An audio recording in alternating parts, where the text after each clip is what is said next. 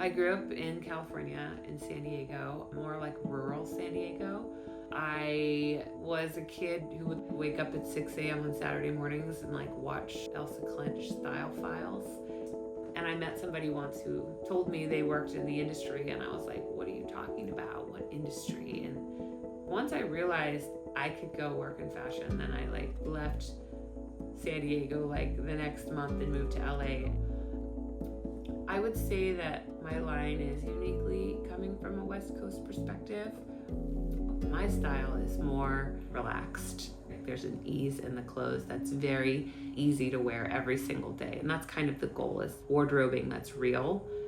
Nice fabrics. I get to make those choices and make sure that it's everything that would bring me joy when I put it on my body. I mostly only wear my own stuff head to toe because I'm making whatever I want. So it's not even like it's a question of if I like it. I made it for me. After 20 years of working for other people, I kind of had this moment at the beginning of COVID, like I think so many people did. Well, from now on, I'm just going to do whatever I want. And that was starting a shoe line blindly. And I had a shoe I had found in India 20 years before with my sister, like during her wedding. I found it in a market. I wore it for 20 years. I loved it. It fell apart because I wore it so much. And I wanted to remake it, and it felt really interesting doing something that I didn't know how to do, and I got to learn something new. Here's like a box of skins. This is like the best way I've been able to organize myself, is that, well, this is the skin that we just launched. Oh, this skin Capital's getting. They're all made in Italy in a factory that's like 80 to 100 years old. They've been making shoes for generations. This is an example of one of my loafers, and if this was a Saketo loafer, they're very flexible. They make it like a little bag, kind of like if you make a pillow, you flip it inside out. They do that with the shoe. And when I first started the line and I made the loafer, it was one of my first things I made.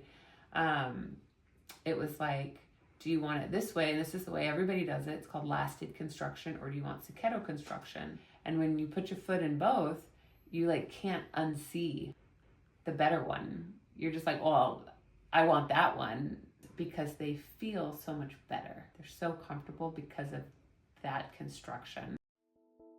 Doing the loafer at the time without any counters in it, I think it was just really easy to like break the rule because I didn't have any idea what they were. It's really what's personal for me. What do I want to wear right now, or what am I drawn to, or what do I think I want to wear next year? And I can make it up, and then we'll make it.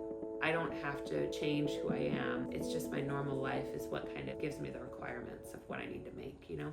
Sometimes though it can be opposite. I can be like, oh, this python is so beautiful. And I'm drawn to something just purely for aesthetic reasons. And that thing is beautiful, and therefore I'm chasing the beauty. That's personal to me too. Like I could see like a little low heel in that, because I do like a really comfy heel too. From denim, I think I'm more of a purist. Like for me, like I like vintage denim. I love to shop men's. I love men's clothing. I went to an estate sale Sunday, but the man, his whole closet was very tailored, beautiful custom clothes. I bought like a bunch of his trousers and a bunch of his blazers. It was all like custom Brooks Brothers. And I bought like 5 collars, 2 tuxedo shirts, and all these ties. The estate sale pieces, those will influence the spring collection. There'll be some version of this man's trouser, Glen Plaid, black and white blazer. I have Glen Plaid on my design board right now. I already had it, but like when I found this, it was like the path. And I think being a good designer is actually knowing that it's gonna come to me. I don't have to like figure it out. Like I just have to wait.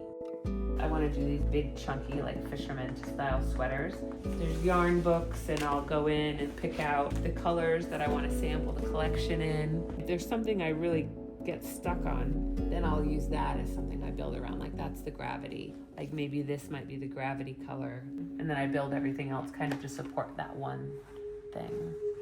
And I think after 25 years, you just trust that if I'm reacting to something, then I know that it's because I really like it and it's good. I just want to follow what I love and figure out how it all fits together.